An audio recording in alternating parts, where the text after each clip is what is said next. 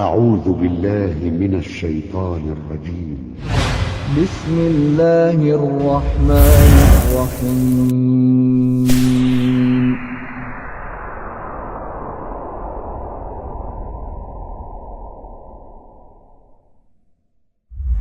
بندہ وہ ہے جو اختلاف کا شکار ہوتا ہے دلیل نہ ہونے کی وجہ سے، لیکن ایک گروہ وہ ہے جو جانتے ہیں قرآن و حدیث کے دلائل کو، جو جانتے ہیں اللہ اور اس کے رسول کے فرمان کو، جاننے کے بعد سن کر پھر اپنے کسی پیر، امام، شیخ، حضرت کی وجہ سے شریعت کے حکموں کو ٹھکراتا ہے، اولئک لہم عذاب عظیم، ان کے لیے بہت بڑا عذاب ہے۔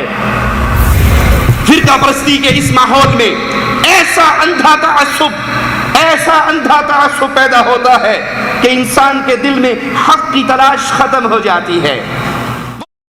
الف لام میم صاد كتاب أنزل إليك فلا يكن في صدرك حرج منه لتنذر به وذكرى للمؤمنين اتبعوا ما أنزل إليكم من ربكم ولا تتبعوا من دونه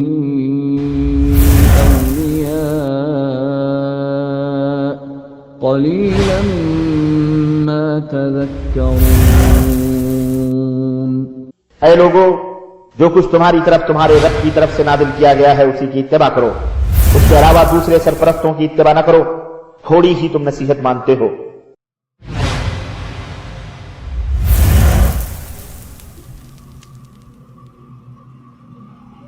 ان الحمد للہ نحمده ونصلي على رسوله الكريم۔ اعوذ باللہ من الشیطان الرجیم، بسم اللہ الرحمن الرحیم۔ واعتصموا بحبل اللہ جميعا ولا تفرقوا واذكروا نعمة الله عليكم إذ كنتم أعداء فألف بين قلوبكم فأصبحتم بنعمته إخوانا وكنتم على شفا حفرة من النار فَأَنْقَذَكُمْ مِنْهَا۔ اہل ایمان کا اتحاد و اتفاق سے رہنا، گروہ بندیوں سے بچنا، انتشار کا شکار نہ ہونا، یہ وہ سبق ہے جس کی تعلیم امام الانبیاء علیہ الصلاۃ والسلام کی شریعت نے ہمیں دی ہے۔ اسلام یہ چاہتا ہے کہ مسلمان اللہ سے ڈرتے ہوئے اتحاد سے رہیں، اتفاق سے رہیں، انتشار سے بچیں، گروہ بندیوں سے بچیں، فرقہ پرستی سے بچیں۔ آئیے قرآن حکیم کی آیت پہ غور کرتے ہیں۔ مالک فرماتا ہے شرع لکم من الدین ما وصى به نوحا والذی اوحینا الیک وما وصینا به ابراہیم وموسى وعیسى ان اقیموا الدین ولا تتفرقوا فیہ۔ یہ دین جو ہم نے تمہیں دیا ہے، اس نے تمہارے لیے وہی دین کا راستہ اختیار کیا جس کے اختیار کرنے کا حکم نوح علیہ السلام کو دیا، اور اے محمد علیہ السلام ہم آپ کی طرف بھی وہی بھیجی ہے، اور اسی کا حکم ابراہیم علیہ السلام اور موسیٰ عیسیٰ علیہ السلام کو دیا۔ ان تمام انبیاء کو حکم کیا دیا، وہ وصیت کیا ہے، وہ آرڈر کیا ہے کہ دین پہ قائم رہنا، فرقوں میں نہ بٹنا، گروہوں کا شکار نہ ہو جانا۔ فرقہ پرستی کی مذمت کرتے ہوئے شریعت ہمیں کیا تعلیم دیتی ہے، کیا انداز اپناتی ہے؟ آئیے اللہ کی کتاب کی آیت پہ غور کرتے ہیں۔ وَلَا تَكُونُوا كَالَّذِينَ تَفَرَّقُوا وَاخْتَلَفُوا مِن بَعْدِ مَا جَاءَهُمُ الْبَيِّنَاتُ وَأُولَئِكَ لَهُمْ عَذَابٌ عَظِيمٌ۔ تم ان لوگوں کی طرح نہ ہو جانا جنہوں نے اپنے پاس روشن دلیلیں آنے کے بعد پھر فرقہ پرستی کی، پھر تفرقہ ڈالا، پھر اختلاف کیا۔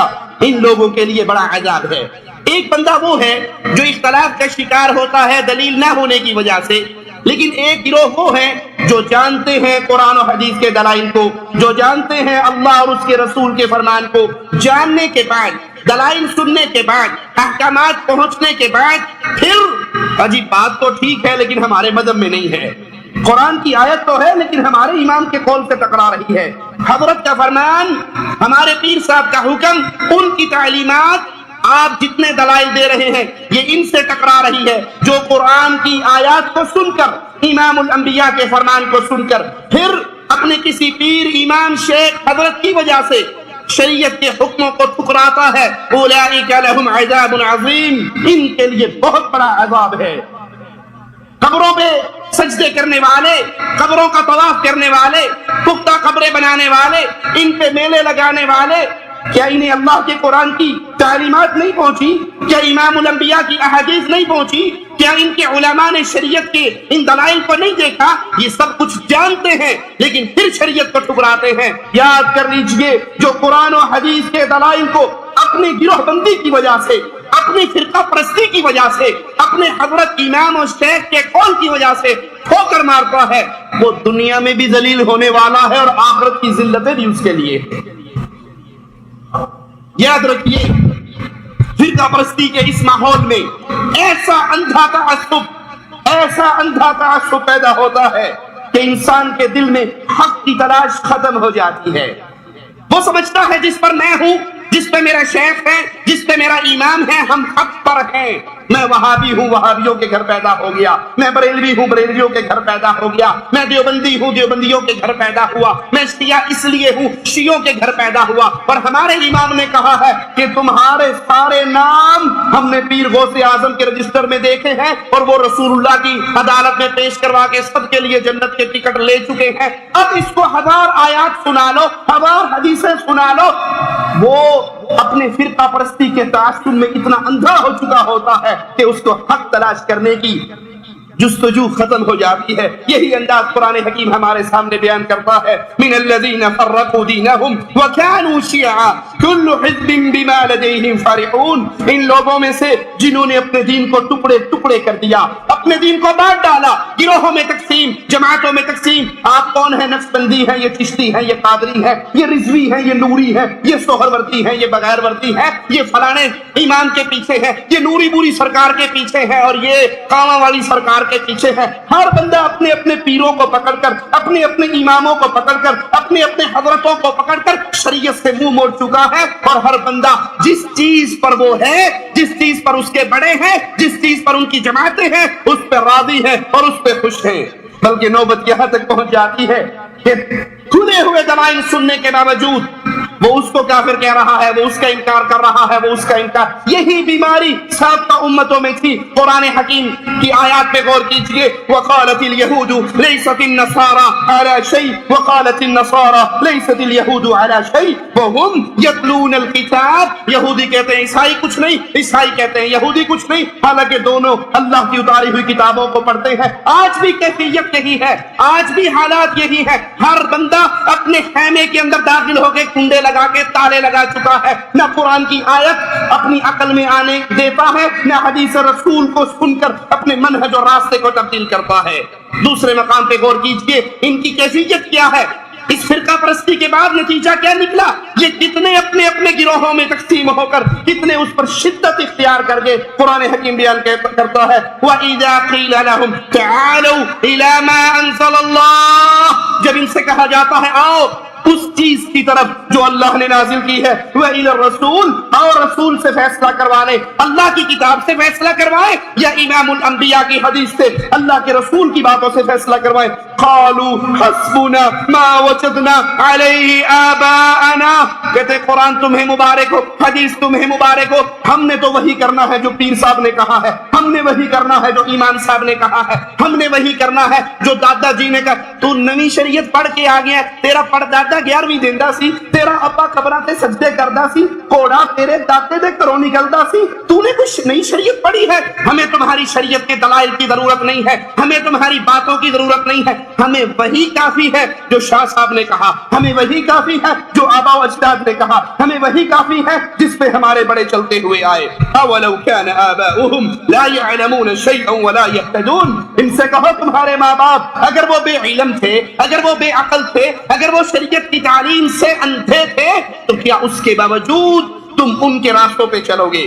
قرآن حکیم نے سابقہ امتوں کے اختلاف اور انتشار کو بیان کرنے کے بعد، ان کی مذمت کرنے کے بعد پھر اتحاد کا راستہ بتایا ہے، اس امت کو ایک امت بنانے کا طریقہ بتایا ہے، اس امت کو اکٹھا کرنے کا طریقہ بتایا۔ وہ کیا ہے؟ قرآن حکیم کی آیت سنیے، وَاعْتَصِمُوا بِحَبْلِ اللَّهِ، آؤ اکٹھے ہو جاؤ، آؤ امت میں جوڑ پیدا کریں، آؤ امت میں پیار پیدا کریں، آؤ امت کو اکٹھا کریں اپنے اپنے گروہوں کو چھوڑ کر۔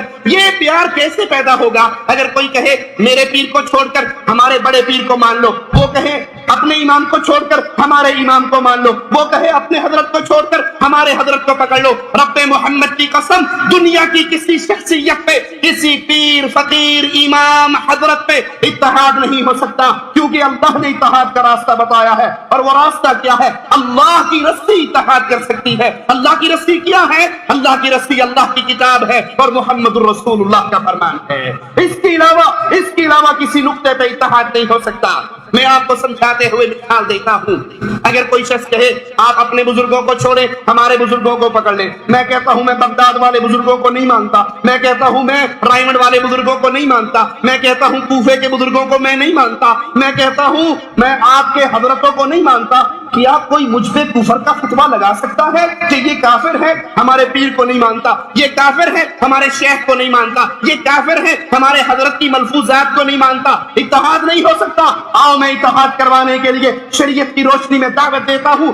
ایک شخصیت ایسی ہے اگر کوئی اس کا انکار کرے وہ کبھی مسلمان نہیں رہ سکتا، وہ نہ کوفے والا ہے، نہ بریلی والا ہے، نہ رائمنڈ والا ہے، نہ دیوبند والا ہے، نہ بغداد والا ہے، وہ محمد الرسول اللہ صلی اللہ علیہ وسلم ہے۔ آؤ امام الانبیاء بھی اکٹھے ہو جائیں، ادب سب کا کرے، احترام سب کا کرے، عزت سب کی کرے، لیکن فائنل اتھارٹی، آخری بات اگر کسی کی مانی جا سکتی ہے تو محمد الرسول اللہ صلی اللہ علیہ وسلم، اس پہ اکٹھے ہو جاؤ۔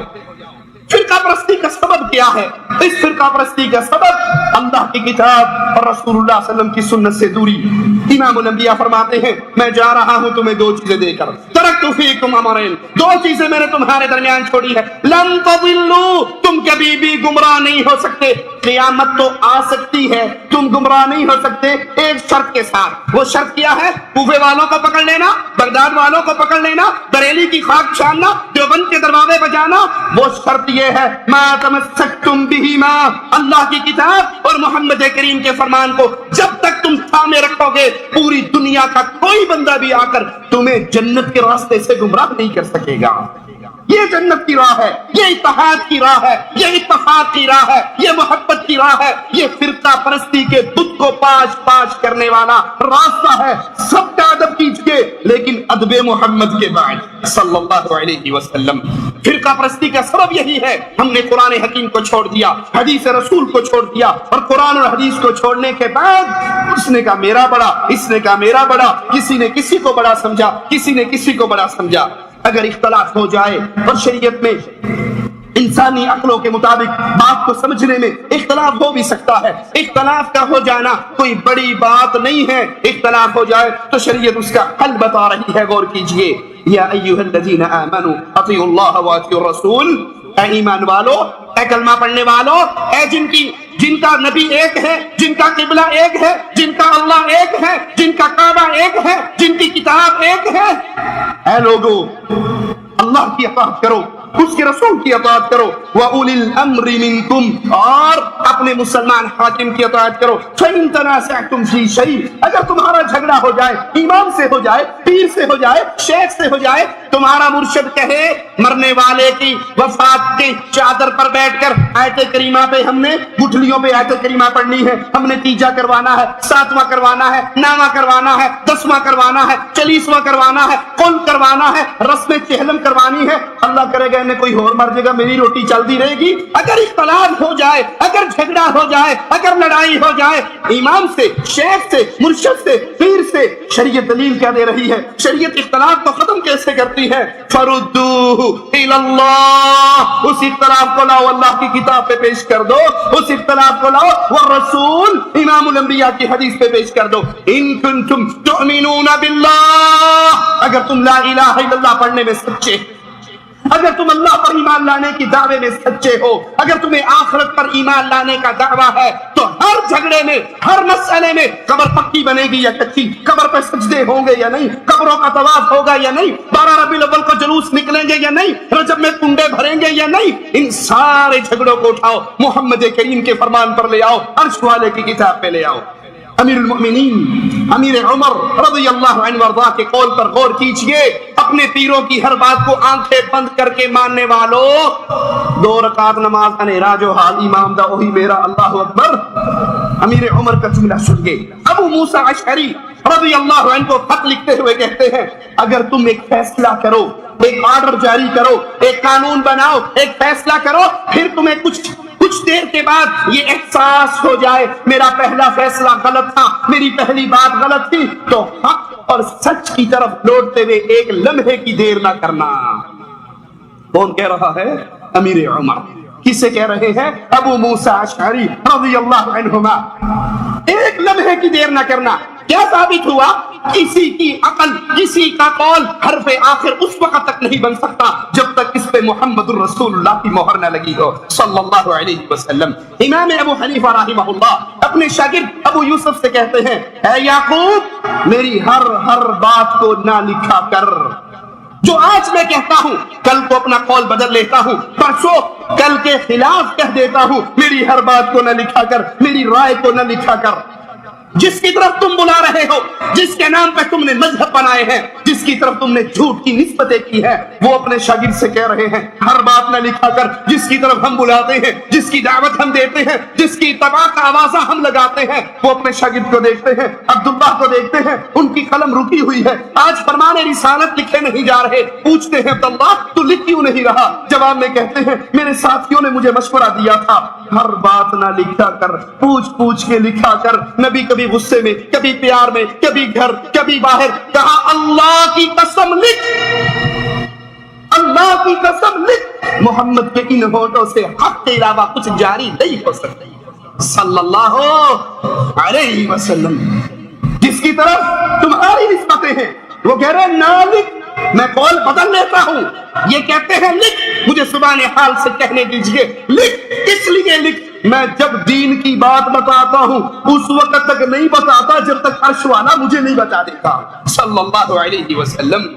یہ اتحاد و اتفاق کا راستہ ہے۔ لوگوں، جب انسانی عقل کی یہ کیفیت ہے کہ اختلاف ہو سکتا ہے، صحابی دوسرے صحابی سے کہہ رہے ہیں، تو پھر آج اپنے نام پہ، اپنے پیروں کے نام پہ گروہ بنانے والوں، یہ کیسے ان کی بات حرف آخر ہو سکتی ہے؟ مالک کے فرمان پہ غور کیجئے، وَمَا اخْتَلَفْتُمْ فِيهِ مِنْ شَيْءٍ فَحُكْمُهُ إِلَى اللَّهِ۔ اگر تمہارا کسی سے کسی مسئلے پہ جھگڑا ہو جائے، فیصل شاہ صاحب نہیں ہے، فیصل پیر صاحب نہیں ہے، نوری بوری سرکار کا فتویٰ آخری فتویٰ نہیں ہے، فیصلہ کروانا ہے تو عرش والے کے قرآن پہ لے آؤ، مدینے والے کے فرمان پہ لے آؤ۔ قرآن حکیم کی حکمت سے بھری ہوئی ان تعلیمات کو جب لوگوں نے اپنے سینے سے لگایا، صدیوں کی دشمنیاں ختم ہو گئی، تلواروں سے خون ٹپکتا تھا، وہ تلواریں نیاموں میں داخل ہو گئی، ایک دوسرے کے گلے لگ گئے، بھائی بندی بن گئی۔ کس طرح کے بھائی بنے؟ ابن عوف کو ان کا بھائی کہتا ہے میرا اتنا بڑا باغ ہے، مدینے کا بہت بڑا باغ ہے، تو دیکھ لے، آدھا آدھا تو کر لے، جو اچھا لگے تو لے لے، جو چھوڑے گا اس کو میں لے لوں گا۔ اس محبت کی مثال تاریخ میں نہیں ملتی، اس محبت کی مثال۔ اور یہ محبتیں پیدا کیسے ہوئی؟ سب نے اپنی اپنی رائے کو چھوڑا، اپنے اپنے قول کو چھوڑا اور فرمان محمد پہ اپنی گردنوں کو جھکایا صلی اللہ علیہ وسلم. اسی کا ذکر معنی کرتا ہے وَاذْكُرُوا نِعْمَةَ اللَّهِ عَلَيْكُمْ إِذْ كُنْتُمْ أَعْدَاءً فَأَلَّفَ بَيْنَ قُلُوبِكُمْ فَأَصْبَحْتُمْ بِنِعْمَتِهِ إِخْوَانًا. اس وقت کو اور اس نعمت کو یاد کرو جب تم آپس میں دشمن تھے ایک دوسرے کے, اللہ نے تمہارے دلوں میں پیار پیدا کیا, اللہ نے تمہارے دلوں میں محبتیں پیدا کی اور تم ایک دوسرے کے بھائی بن گئے. نبی کریم صلی اللہ علیہ وسلم کے مبارک دور کے اندر, خلفائے راشدین کے پیارے دور کے اندر امت کا یہی طریقہ رہا. اگر کہیں اختلاف ہوا تو قرآن اور حدیث کی تعلیمات کی بنیاد پہ اس اختلاف کو ختم کر لیا گیا. اختلاف کا ہو جانا بڑی بات نہیں ہے. اختلاف کے نام پہ مدرسے الگ کرنا, اختلاف کی بنیاد پہ مسجدیں الگ کرنا, اختلاف کی بنیاد پہ گروہ بندیاں کرنا, امت کو توڑنا, یہ بہت بڑا جرم ہے. آئیے میں آپ کو بتاتا ہوں اختلاف کہاں کہاں ہوا. نبی کریم صلی اللہ علیہ وسلم فوت ہوئے, فاروق اعظم نے کہا, جس نے کہا نبی مر گئے گردن کاٹ دوں گا.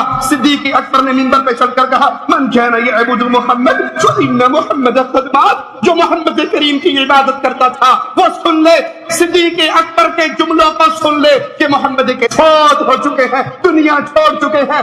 اختلاف ہوگی, ان کی رائے الگ ہے, ان کی رائے الگ ہے. یہ دونوں رائے ایک ہو جاتی ہیں کیسے؟ جب صدیق اکبر کی زبان مبارک سے آیت نکلتی ہے وَمَا مُحَمَّدٌ إِلَّا رَسُولٌ قَدْ خَلَتْ مِن قَبْلِهِ الرُّسُلُ أَفَإِن مَاتَ.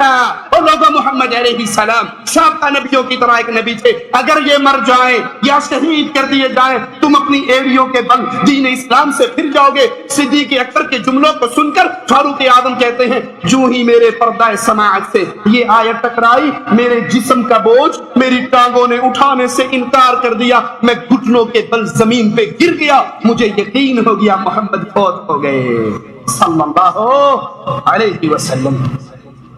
تیجے ساتویں نامے 10ویں کل برسی پہ اختلاف کرنے والوں, گروہ بندی کرنے والوں, اپنے حضرت کی بات کو نہ چھوڑنے والوں, فاروق اعظم نے اپنے جملوں کو واپس لیا, اپنی بات کو ختم کیا اور صدیق اکبر کی بات کی تصدیق کی, کیونکہ فیصلہ قرآن کی آیت نے کر دیا تھا. امام الانبیاء علیہ السلام کی وفات کے بعد امیر کے مسئلے پہ اختلاف ہوا. ایک انصاری گروہ نے کہا ہمارا امیر, مہاجرین نے کہا ہمارا امیر, ان کا ایک تمہارا ایک ہمارا, یہ رائے بھی آئی. حدیث سنائی گئی, اللہ کے نبی نے فرمایا علیہ السلام امیر جب بھی بنے گا قریشی نسل بنے گا. حدیث سنتے ہی اختلاف ختم ہو گیا, اختلاف مٹ گیا. یہ کہنے والوں حدیث تو پڑھی ہے, صحیح بخاری میں ہے, رکوع میں جاتے ہوئے رفع دین کرنی چاہیے, رکوع سے سر اٹھاتے ہوئے رفع دین کرنی چاہیے. حدیث ہے, صحیح ہے, ہمارے مذہب کے خلاف ہے. ارے جس کا مذہب حدیثوں کے خلاف ہو وہ مسلمان کا مذہب بن کیسے سکتا ہے؟ ان فتنوں نے جب اپنے دروازے کھولے, فرقہ پرستی کا جب یہ طوفان برپا ہوا تو کیفیت یہ بنی, حنفی شافعی حنفی کو ایسے ملتا تھا جیسے دو الگ الگ ملتوں کے انسان مل رہے ہیں. بلکہ فقہ حنفی کا مشہور مسئلہ ہے, اگر کوئی حنفی شخص شافعی مذہب کو اختیار کر لے تو اسے تعزیراً سزا دی جائے گی, نعوذ باللہ, جیسے وہ کسی اور ملت کے اندر داخل ہو گیا. انا للہ و انا الیہ راجعون. اللہ نے ہماری ملت محمد کریم صلی اللہ علیہ وسلم کو بھیج کر ایک ملت بنائی ہے, اس میں یہ گروہ بندی بربادی کا راستہ ہے. اے کاش امام ابو حنیفہ رحمہ اللہ کی تقلید کا دعویٰ کرنے والے امت کو مزید گروہ بندی سے بچاتے, لیکن انہوں نے گروہ بندی کے دروازے کھولے, فرقہ پرستی کے دروازے کھولے. کوئی صوفی بنا, کوئی حلولی بنا, کوئی ماتوریدی بنا, کوئی اشعری بنا, کوئی صرف مسائل کے اندر امام صاحب کے جملوں کو لیا اور تصوف کے مسائل میں سہروردی بنا, نقش بندی بنا, چشتی بنا اور قادری بنا. مشہور مفسر فخر الدین رازی فرماتے ہیں میں نے بہت سے مقلد فقہا کو دیکھا جب انہیں مختلف مسائل میں قرآن حکیم کی آیت پڑھ کے سنائی جاتی جو ان کے مسلک کی تردید کرتی تو ایسے حیران ہو کر اس آیت کو سنتے جیسے یہ کہہ رہے ہو کہ ہم بھلا اس آیت کو کیسے مان سکتے ہیں کیونکہ یہ آیت ہمارے امام کے قول کے خلاف ہے. انا للہ و انا الیہ راجعون. آج یہی حالت اہل شرک اور اہل بدعت کی ہے, امام پرستوں کی یہی حالت ہے, پیر پرستوں کی یہی حالت ہے, قبر پرستوں کی یہی حالت ہے. رسول کرخی اس کے اندر یہ اصول موجود ہے کہ اگر قرآن کی آیت غور سے سنیے گا, اللہ کی قسم کسی کو چھیڑنا, طنز کرنا, مقصود نہیں ہے، مقصود یہ ہے لوگوں یہ زندگی پہلا اور آخری موقع ہے، اس کو ختم ہونے سے پہلے پہلے محمد کریم کی اطاعت کی طرف لوٹاؤ۔ اصول موجود ہے، اگر قرآن کی آیت امام کے قول کے خلاف آئے، قرآن کی آیت امام کے قول کے خلاف آئے، رسول کی حدیث امام کے قول کے خلاف آئے، صحابی کا اثر امام کے قول کے خلاف آئے، پہلے تو اس کی تعویل کر کے امام کے قول کے مطابق کرنے کی کوشش کریں گے، اگر کامیاب نہ ہوئے تو قرآن کی آیت اور نبی کے فرمان کو منسوخ جانیں گے، امام کے قول کو کبھی نہیں چھوڑیں گے۔ انا للہ و انا الیہ راجعون۔ جب فرقہ پرستی کا یہ طوفان بڑھا، رشید احمد گنگوہی اپنی کتاب تذکرۃ الرشید حصہ 2 صفحہ 17 پر لکھتے ہیں، حق وہی ہے جو رشید احمد گنگوہی کی زبان سے نکلتا ہے، اللہ کی قسم میں کچھ نہیں ہوں، لیکن اس دور میں ہدایت اور نجات موقوف ہے میری اتباع پر۔ لا حول ولا قوة الا باللہ، انا للہ و انا الیہ راجعون۔ ہدایت تو محمد کریم صلی اللہ علیہ وسلم کی اطاعت پہ موقوف ہے، لیکن آج یہ حق امام الانبیاء سے چھین کر پیروں فقیروں اماموں اور مولویوں میں بانٹ دیا گیا۔ امام الانبیاء نے فرمایا تھا لوگو میری پوری امت جنت میں جائے گی الا من ابا، جو جنت میں جانے سے خود انکار کر دے۔ پوچھا گیا وہ ظالم کون ہے جو جنت میں جانے سے انکاری ہو؟ فرمایا من اطاعنی دخل الجنہ، جو محمدی بنا، نماز محمدی، روزہ محمدی، حج محمدی، جہاد محمدی، طلاق محمدی، نکاح محمدی، عبادت محمدی، اعتقاد محمدی، جو ایک ایک مسئلے میں محمدیت کے رنگ میں رنگا گیا، دخل الجنہ، یہ جنت میں گیا۔ ومن عصانی فقد ابا، اور جس نے محمدیت کو پسند نہیں کیا اس نے حقیقت میں جنت میں جانے سے انکار کر دیا۔ لیکن یہاں یہی حق اپنے اماموں کو دے کر کہا جا رہا ہے، پیر صاحب نے کہا ہے، گنگوہی صاحب نے کہا ہے کہ حق وہی ہے جو رشید احمد کی زبان سے نکلتا ہے۔ اپنے مذہب کو ثابت کرنے کے لیے فرقہ پرستی کے اس طوفان نے، تعصب پرستی کی اس آگ نے امت کو کہاں تک جلا دیا ہے؟ اپنے پاس سے قرآن حکیم کی آیات بنا کر اپنے مذہب کو ثابت کیا گیا، قرآن میں جھوٹی آیات بنائی۔ ایضاح الادلہ شیخ الہند محمود الحسن دیوبندی کی کتاب ہے جو 1330 ہجری میں دیوبند سے چھپی، اس کا صفحہ 97 ہے۔ اس میں قرآن پاک کی ایک آیت فَإِن تَنَازَعْتُمْ فِي شَيْءٍ فَرُدُّوهُ إِلَى اللَّهِ وَالرَّسُولِ، قرآن کی آیت کیا ہے؟ فَرُدُّوهُ إِلَى اللَّهِ وَالرَّسُولِ إِن كُنتُمْ تُؤْمِنُونَ بِاللَّهِ، لیکن وہ آیت اپنے پاس سے بناتا ہے اگر تم فَإِن تَنَازَعْتُمْ فِي شَيْءٍ فَرُدُّوهُ إِلَى اللَّهِ وَالرَّسُولِ وَإِلَى أُولِي الْأَمْرِ مِنْكُمْ، اگر تمہارا جھگڑا ہو جائے اپنے جھگڑے کو اللہ، رسول اور اپنے علماء کے پاس پیش کر دو۔ کہتا ہے ظاہر ہے اولو الامر سے مراد آیت میں سوائے انبیاء کرام کے کوئی اور ہیں، تو صاف ظاہر ہے کہ جیسے نبی کی اطاعت واجب ہے اس طرح غیر نبی کی اطاعت بھی واجب ہے۔ کہتا ہے آپ نے قرآن پاک کی آیت فردوہ الی اللہ والرسول ان کنتم تؤمنون باللہ والیوم الآخر، یہ اصل آیت ہے۔ کہا یہ تو پڑھ لی، لیکن جس قرآن میں یہ آیت ہے اسی قرآن میں جو ہم نے پہلے آیت بیان کی وہ ہے۔ اللہ کی قسم قرآن کے 30 پاروں میں یہ آیت موجود نہیں ہے۔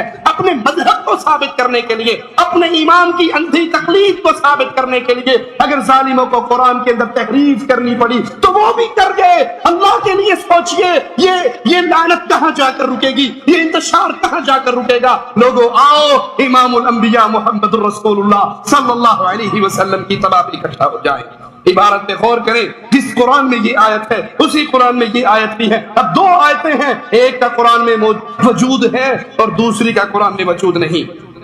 اور اگر اسی آیت کو صحیح طریقے سے پڑھ لیا جاتا تو لڑائی اور اختلاف ختم ہو جاتا۔ وہ ملنگ نماز نہیں پڑھتا تھا، کسی نے کہا ملنگ صاحب نماز نہیں پڑھ دے، کہندا تو ایویں نماز دی گلاں کرنا ہے۔ قرآن پاک میں آیا یا ایھا الذین آمنوا لا تقربوا الصلاۃ، ایمان والو نماز دے نیڑے ہی نہ جایا کرو۔ انہوں نے کہ اگے تے پڑھ لا وانتم سکارا، جدوں نشے چ ہوو اودوں نہ جاؤ۔ کہندا اننے تے عمل کر لین دی اگے پھر ویکھاں گا۔ اگر اس آیت کو پورا پڑھ لیا جاتا تو یہ انتشار کا دروازہ بند ہو جاتا۔ آیت کیا ہے؟ اطیعوا اللہ واطیعوا الرسول، اطاعت کرو اللہ کی، اس کے رسول کی، واولی الامر منکم، اور اپنے مسلمان حکام کی۔ فإن تنازعتم فی شیء، اگر تمہارا جھگڑا ہو جائے، اب جھگڑا نہ اللہ سے ہو سکتا ہے، جھگڑا نہ رسول اللہ سے ہو سکتا ہے، جھگڑا تو مسلمان حاکم سے ہوگا، جھگڑا کسی عالم سے ہوگا، کسی شیخ و مرشد سے ہوگا۔ فردوہ الی اللہ والرسول، جھگڑے کی صورت میں فائنل اتھارٹی اللہ کی کتاب بات اور محمد رسول اللہ صلی اللہ علیہ وسلم کا فرمان ان کنتم تؤمنون باللہ، اگر تم اللہ پر ایمان لاتے ہو، آخرت پر ایمان لاتے ہو، ہر جھگڑے کو آؤ اللہ اور اس کے رسول سے فیصلہ کروا لو۔ ماسٹر امین اکاڑوی پاکستان کا ایک مولوی، وہ اپنا رسالہ تحقیق مسئلہ رفع الیدین کے اندر صفحہ نمبر 6 پہ رفع دین نہ کرنے کی جب کوئی صحیح حدیث انہیں نہ ملی تو اپنے پاس سے قرآن کی آیت خود گھڑ کے اس رسالے میں لکھی۔ آؤ میڈ ان اکاڑا آیت سناؤ۔ یا ایھا الذین آمنوا قیل لهم کفوا ایدیکم واقیموا الصلاة حول ولا قوة الا باللہ انا للہ وانا الیہ راجعون۔ اللہ کی قسم یہ فرقہ پرستی کا بت بہت بڑا بت ہے، یہ امت کی بربادی کا بہت بڑا بت ہے، اس نے امت کو ہلاک کر دیا ہے۔ اس تعصب کی چادر سے باہر آؤ، جس نبی کا نام کلمے میں لیتے ہو، جس نبی کا نام اذان میں سنتے ہو، جس نبی کا نام تکبیر میں سنتے ہو، جس پہ درود اور تحیات میں پڑھتے ہو، آؤ اس نبی کو کھلے ہوئے سینوں سے قبول کر کے زندگی کا ہر مسئلہ اس کی حدیث سے لینا شروع کر دو۔ اس کا ماہنامہ تجلی جلد نمبر 19 شمارہ 11 ماہ جنوری فروری 1968 صفحہ 47 پر اس کے ایڈیٹر عامر عثمانی صاحب فاضل دیوبند ان سے ایک سوال کرنے والا سوال کرتا ہے، ہمیں 12 سال کے بچے نے نماز پڑھائی، تراویح ہماری ہو گئی یا نہیں؟ جواب قرآن و حدیث کی روشنی میں دینا۔ سوال کرنے والے نے سوال کیا، عثمانی صاحب نے جواب دیا، جواب دینے کے بعد کہنے لگے یہ تو جواب تھا، اب چند سطریں تمہاری اس ڈیمانڈ پر بھی لکھوں کہ جواب قرآن و حدیث سے چاہیے۔ یہ اس قاعدے سے ناواقفیت کا نتیجہ ہے کہ مقلد کے لیے قرآن اور حدیث کے حوالوں کی ضرورت نہیں ہے، صرف اپنے امام کا قول کافی ہے۔ انا للہ و انا الیہ راجعون۔ ارے فاروق اعظم نے کہا تھا آج کے بعد کوئی حج تمتع نہ کرے، سجا لخت جگر اٹھا تھا۔ ابن عمر نے کہا تھا لوگوں گواہ رہنا میں حج تمتع کر رہا ہوں۔ کہنے والے نے کہا تیرا بابا روکتا ہے تو کرتا ہے، جواب میں کہتے ہیں من ابی، بابا کون ہوتا ہے؟ نزل الشریعہ علی محمد صلی اللہ علیہ وسلم وما نزل الشریعہ علی ابی، جبرائیل قرآن لے کر جب بھی نازل ہوا ہے وہ عبداللہ کے باپ عمر پہ نازل نہیں ہوا، فاطمہ کے باپ محمد پر نازل ہوا ہے صلی اللہ علیہ وسلم، بلکہ تعصب کی سینت کو پہن کر صحابہ کرام تک کو جن صحابہ کی روایات ان کے مذہب کے خلاف آتی ہیں، ان کی تعصب والی دیوار سے وہ روایات ٹکراتی ہیں، تو ان صحابہ کی توہین کیسے کی جاتی ہے؟ فقہ حنفی کی مشہور کتاب اس میں لکھتے ہیں کہ ابو ہریرہ انس بن مالک یہ غیر فقیہ تھے۔ انا للہ و انا الیہ راجعون۔ فقیہ کون ہوتا ہے؟ جسے دین کی سمجھ بوجھ ہو۔ کہا ابو ہریرہ اور انس بن مالک کو دین کی سمجھ بوجھ نہیں تھی، یہ غیر فقیہ تھے۔ مذہبی تعصب کی ایک اور مثال پہ غور کیجئے، در مختار جلد نمبر 1 صفحہ 42 پہ لکھتے ہیں کہ عیسیٰ علیہ السلام جب نازل ہوں گے تو مذہب حنفی کے مطابق فتویٰ جاری کریں گے، کہ عیسیٰ جب آئیں گے وہ شریعت محمدی کی بجائے فقہ حنفی کے مطابق فیصلے جاری کریں گے۔ مذہبی تعصب میں سیدنا ابو ہریرہ سے دشمنی کیسے کی جاتی ہے؟ کیا ہے؟ جو راوی عادل ہو، حافظ ہو تو مفتی اور فقیہ نہ ہو جیسے ابو ہریرہ اور انس، تو ان جیسوں کی روایات اگر صحت کے مطابق ٹھیک ہو اور وہ روایات قیاس کے مطابق ہو، وہ احادیث جس کو ابو ہریرہ انس بن مالک روایت کرتے ہیں اگر وہ قیاس کے مطابق ہو تو اس کو تسلیم کیا جائے گا، اگر وہ قیاس کے مخالف ہو تو ابو ہریرہ اور انس بن مالک کی روایات کو نہیں مانا جائے گا، کیونکہ اس سے قیاس پر عمل کرنا اولا ہے اور رائے کا دروازہ بند ہوتا ہے۔ انا للہ و انا الیہ راجعون۔ یہ سب کچھ لکھ کر، یہ سب کچھ کہہ کر اگر اب بھی ہماری عقلیں نہ کھلیں، اگر ابھی بھی ہمارے عقل کے دروازے نہ کھلیں تو پھر اللہ سے معافی مانگنی چاہیے اور اس تعصب کی آگ سے باہر نکلنا چاہیے۔ سیدنا ابو ہریرہ رضی اللہ عنہ وارضا وہ عظیم صحابی ہیں جو صحابہ کے زمانے میں فتوے دیتے تھے۔ 800 صحابہ اور تابعین ان کے شاگرد، 5374 حدیثیں انہوں نے روایت کی ہیں۔ انہیں غیر فقیہ کہنے والوں سے زیادہ بے ادب اور بے سمجھ کون ہو سکتا ہے؟ نور الانوار رسول شاشی کے مصنف جیسے کروڑوں بھی اکٹھے ہو جائیں ابو ہریرہ رضی اللہ عنہ کے قدموں کی خاک کے بھی برابر نہیں ہو سکتے. ابو ہریرہ سے دشمنی، ابو ہریرہ سے دشمنی، ابو ہریرہ سے دشمنی شیعت بھی کرتی ہے اور امام پرست بھی کرتے ہیں. ایک شیعہ ذاکر کہتا ہے، فاضل الوی اس کا نام ہے، کہ یہ جتنی جھوٹی روایات ہیں وہ ساری کی ساری بلیوں کے باپ کی کمائی ہے. نعوذ باللہ ابو ہریرہ نے یہ جھوٹی روایات اکٹھی کی ہے.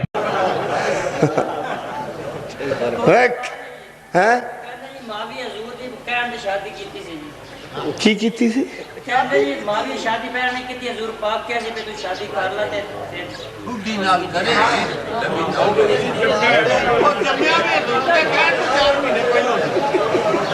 اے کام بھئی اوکھا ہے. جی رسول اینو کیا ہے نا بھی تو شادی کریں تو قربان جاواں پھر کیڈا لائق پتر وچوں جمیا کیا ساری ابو ہریرہ دی کمائی ہے. او روایتاں انہاں لکھیاں جنہاں دا حقائق و دلائل و برہان نال واسطہ ہی نہیں ہے کہ ساریاں کمائیاں اسے بابے دیاں جڑا بلیاں دا پیو ہے. کسے بندے دے کول قبلہ پیاز سن اج بھی لوکی وپاری وپار کر دے کیلیاں دا سیباں دا اناراں دا انہیں گنڈیاں دا کیتا ہے. وہ پیاز نہ وکن تے گل دے جان. وہ حضرت ابو ہریرہ کو لائے انہیں کیا سیدی مرشدی حبیبی میں مرنا من تک کاٹا پہن دیا. انہیں کیا کیوں کہ پیاز گل دے پہ لوکی لیندے کیوں نہیں. انہیں آکھے تے ایک منٹ دی مار ہے منافع داد ٹوک لے. انہیں کیا جی ادو آد.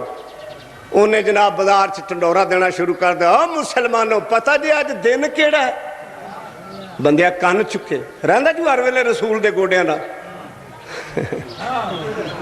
بندیا کیا صحابی رسول ہے بھئی یہ کاتب ہے ہر ویلے کول رسول دے رہندا ہے گل کوئی نویں کرو. انہاں کیا رسول آج دے دن واسطے فرمایا سی آج او دن ہے جڑا بندہ پیاز بہتے کھائے گا جنت چ او پہلے جائے گا.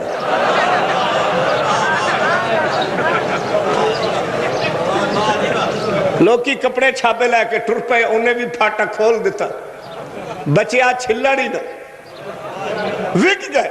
حضرت بی بی عائشہ نو پتہ لگا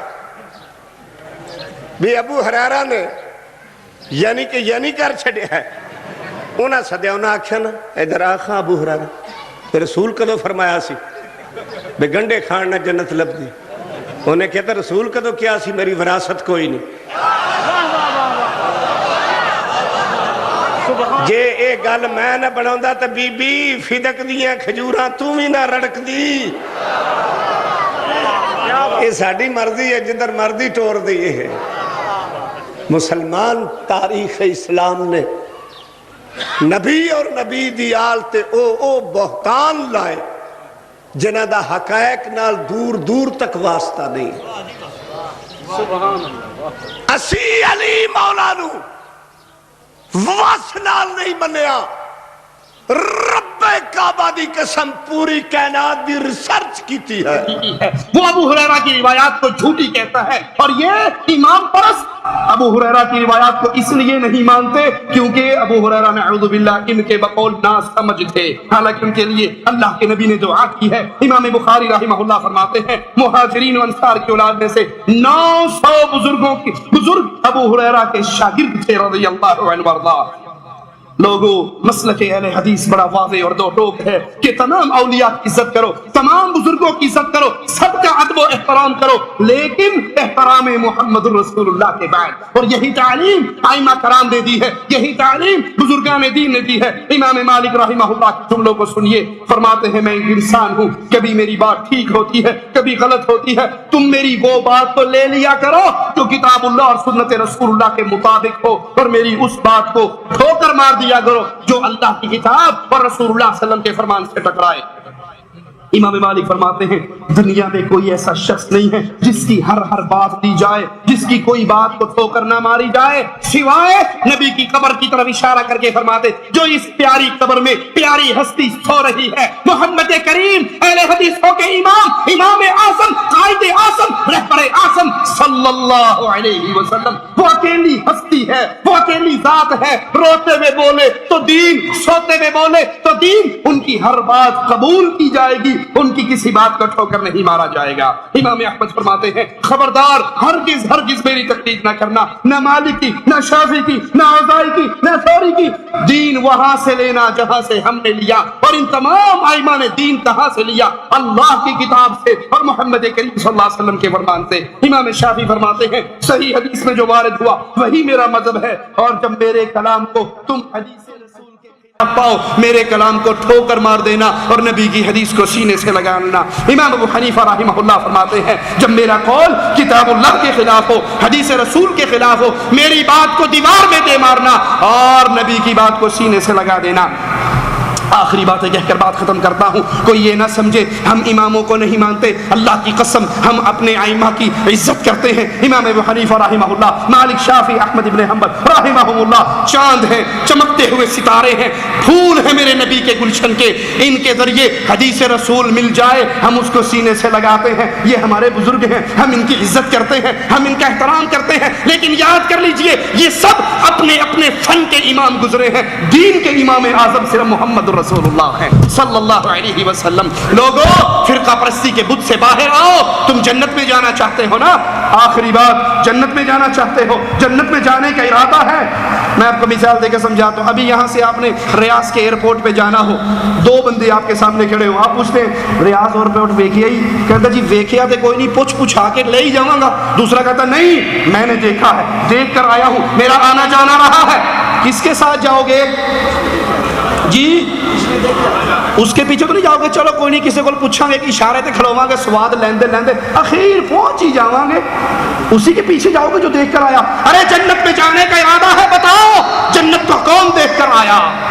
نوری بوری سرکار، کاما والی سرکار، نسوڑی شاہ، پھسوڑی شاہ، بغداد والا، رائمنڈ والا، انڈیا والا، پاکستان والا، ملتان والا، کون دیکھ کر آیا؟